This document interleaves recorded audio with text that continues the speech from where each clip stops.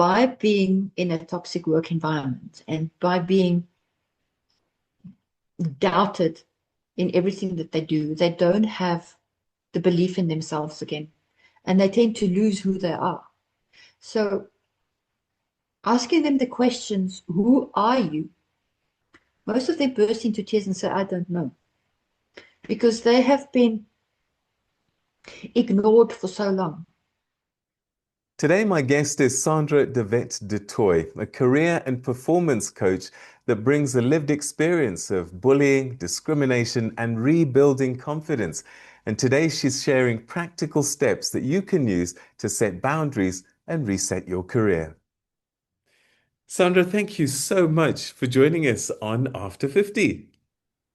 Hello, Peter. Thank you so much. It's a privilege to be here. So you now a life coach, you've been at it a while, and I think a lot of it has come to you as a result of your decades in the workplace and some of the things that you've Yes. learned, some knocks that you took along the way.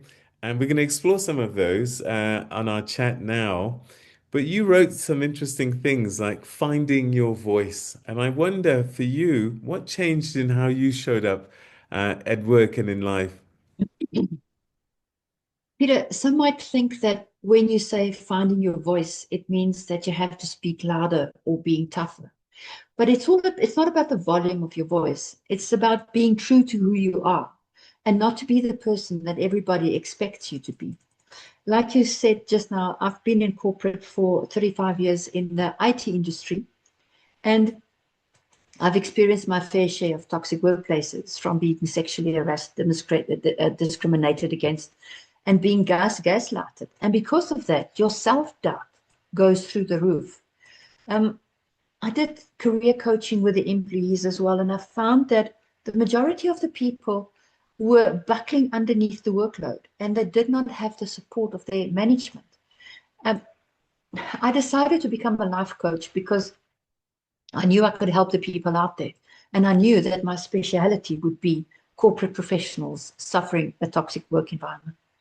So tell me a little bit about what gaslighting is. I've heard the term, and I must admit, it seems a bit, I don't know, movie-like. I mean, does it really happen Yeah, in real life? yes, it does. I'll give you three examples of what gaslighting is. Have you ever been in a situation where something happens and you know for a fact that this happened, and in a meeting afterwards you raise the point and they say, that never happened. We never said that. It causes you to start doubting your memory and your self-worth. Are you imagining things? Did it really happen? Is it just in your mind? They would also say that you might be overreacting or that you are being too sensitive. They focus on your emotions instead of on their behavior. And have you ever experienced where you are in a meeting and you raise an idea and you say XYZ and they just keep quiet? They don't say anything. They don't answer you. They don't add to what you've said. And then 5 minutes later, Bob at the end of the table raises exactly the same topic, and everybody goes, that's brilliant. But you've just said it. And they've just nullified whatever you said, and they went with that idea. The danger is that you start second guessing yourself and you doubting your worth and questioning your sanity. So basically, that's what gaslighting is. So if you suspect gaslighting is playing out, what do you do? What's the order of play?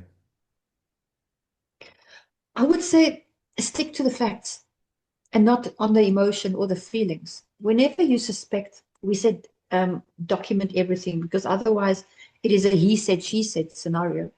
So, firstly, stick to the facts, keep the emotions and the feelings out of it, add the dates and the times and the things that was said to you, keep it consistent. So, whenever something happens, write it down in your email, in your journal, leave a voice note, and save it in a file. Stack the messages, keep the voice recordings. A good documentation not only protects you, it also gives you a sense of control because it shows you that you are not imagining things. Okay, so the question is, and sometimes I guess you have to think about it, When is it better maybe then to plan an exit rather than to fight for change? Yes, that's a really important question. When your health is starting to suffer, that is a good indication that the workplace that you're in at the moment is not good for you. You might be experiencing anxiety and you cannot sleep. You suffer from burnout. I was a nervous wreck on a Sunday evening because I had to go to the office on a Monday morning. Um, I always say I didn't wake up on a Monday morning. I jolted awake with this knot at the bottom of my stomach. Another thing that you can look at is if there's no accountability. Nobody takes responsibility for the toxic workplace. And the problem is being protected instead of resolved. I was always told that I was imagining things. And as you can see from my way of speaking with my hands, I'm an emotional person. And if unfairness comes into a situation, I'm going to react and I'm going to say that this is not right. And whenever I did that, they would say that I'm so emotional and I have to subdue my reactions. And that just irked me. Also, when you are starting to lose yourself, you don't have a voice anymore. You are doubting everything that you are doing. Your self-worth is non-existent and you kept quiet. I never spoke up in meetings anymore because whenever I said anything or whatever I said, I was either gaslighted by being ignored or whatever I submitted, they found fault with. So I couldn't do anything correct. So those are the things that I would say are the most important that you need to look out for. You mentioned burnout. Is that something common with people over 50, being at a certain workplace for a long time? And I guess what it does, it comes with bigger responsibilities Yeah. and longer working hours, I suppose. Is that something that people over 50 will experience more and more? Burnout is something that could occur across the board. You can be a city and experience burnout. It is the majority of people that experience burnout is because they don't really have a work-life balance. They start doubting themselves, and because they start doubting themselves, they feel that they have to go the extra mile. They feel that they have to stay after work. They feel that they have to do more, especially if whatever they are contributing to the workplace is not being recognized. Then stress and exhaustion and brain fog and all of these things, your motivation sort of lacks. And those are all the characteristics of burnout that you're going to experience. Your physical symptoms that you might experience are always headaches, stomach aches, muscle tension. And you also tend to start avoiding social situations. Emotionally, you go numb. You just don't feel anymore. And you feel stuck because it doesn't matter what you do, you don't seem to move anyway, only backwards. So yeah, in people over 50, I would say burnout can be experienced more because of the amount of pressure to perform that is being put on them. Tell me a little bit about your 3 by 3 micro recovery idea, because we want to figure out what we can do, maybe Yes. steps each day to help us with things like burnout. What you would do is you would concentrate on your mind, your body, and your energy. So for your mind, take 2 minutes and step away from your desk. I don't know if you know this, but they said vitamin D is absorbed in the body the most through the eyelids.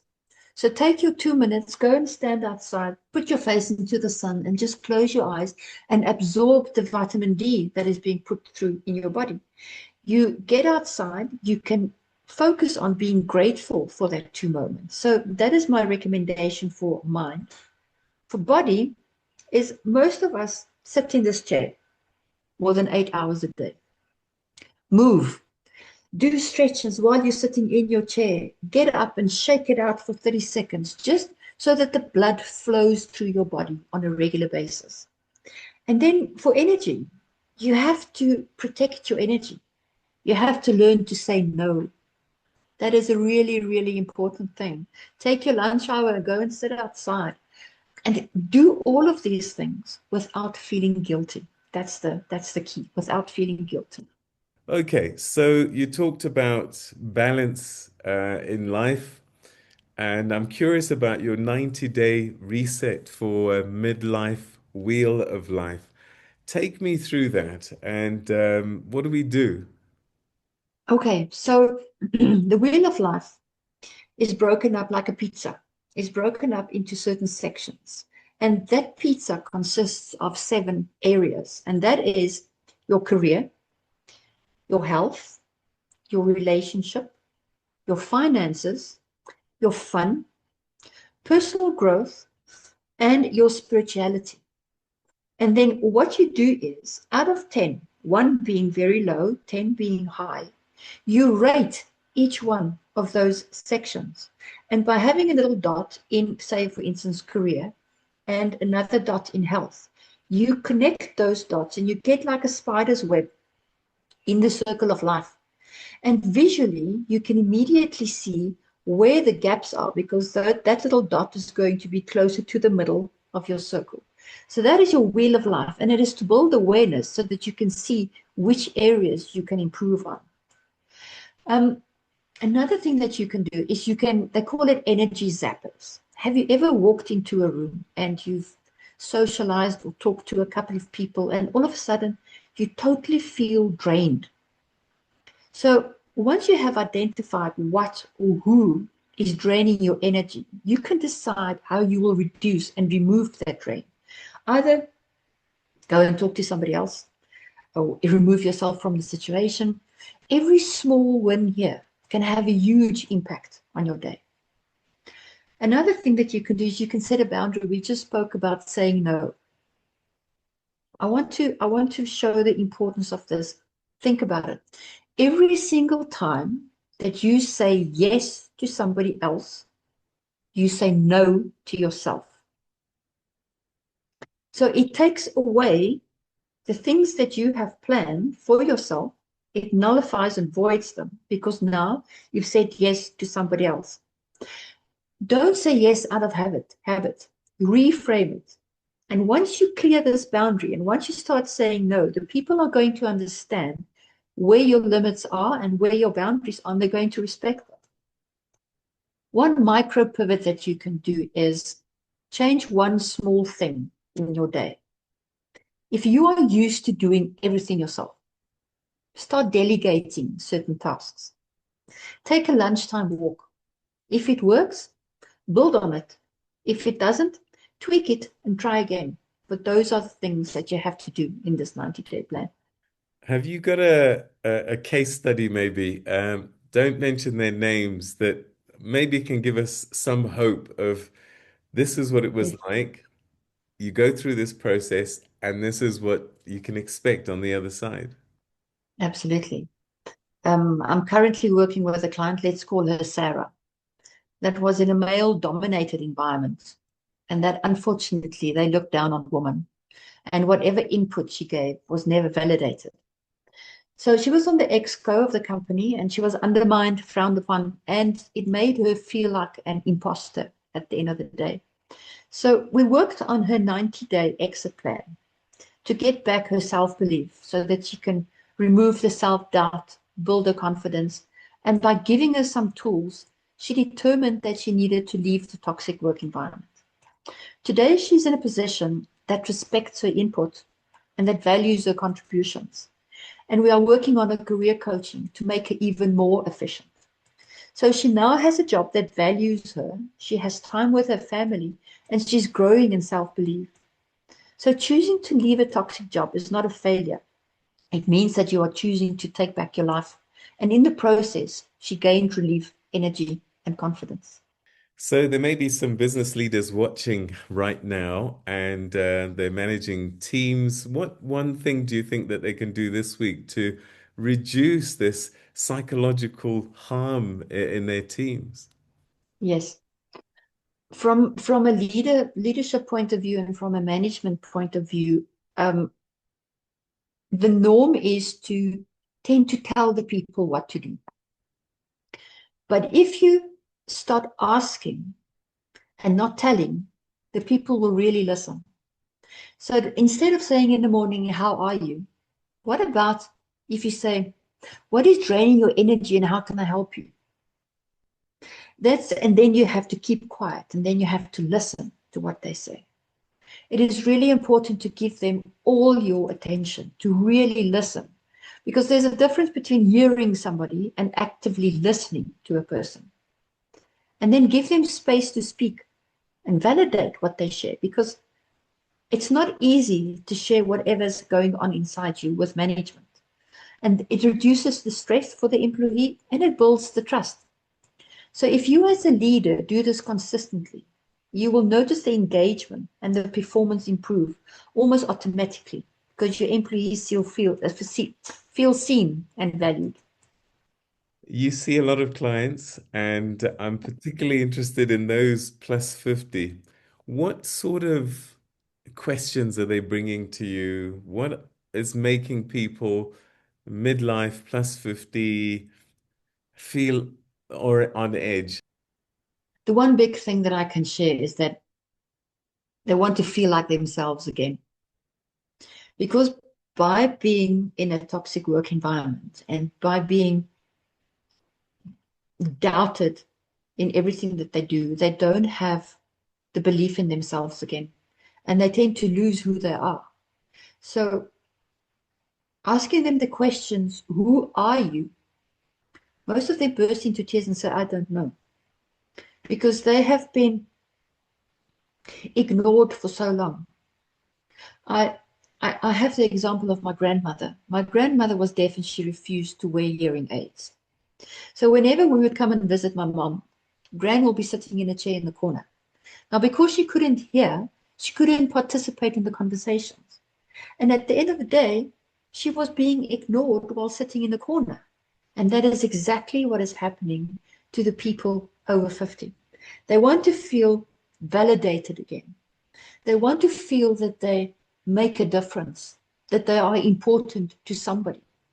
So if I can touch on something that we said earlier, the support structure for people like this, not people like this, people that is going through this challenge. Listen to them. Give them your full attention. Support them. Make them feel special. If your wife comes home at the end of the day and she's dog-tired, run a bath, offer to cook her a meal, make her feel special, because chances are that they're not receiving this in their 9 to 5. But you at home can make a huge difference. So I'm over 50, and let's say I'm feeling some of these things or all of the above. What can I do to change that course, to turn that ship around and to feel like myself again? It makes a huge difference if you can talk to a coach. And speaking to somebody that has gone through all of these things that I've talked about.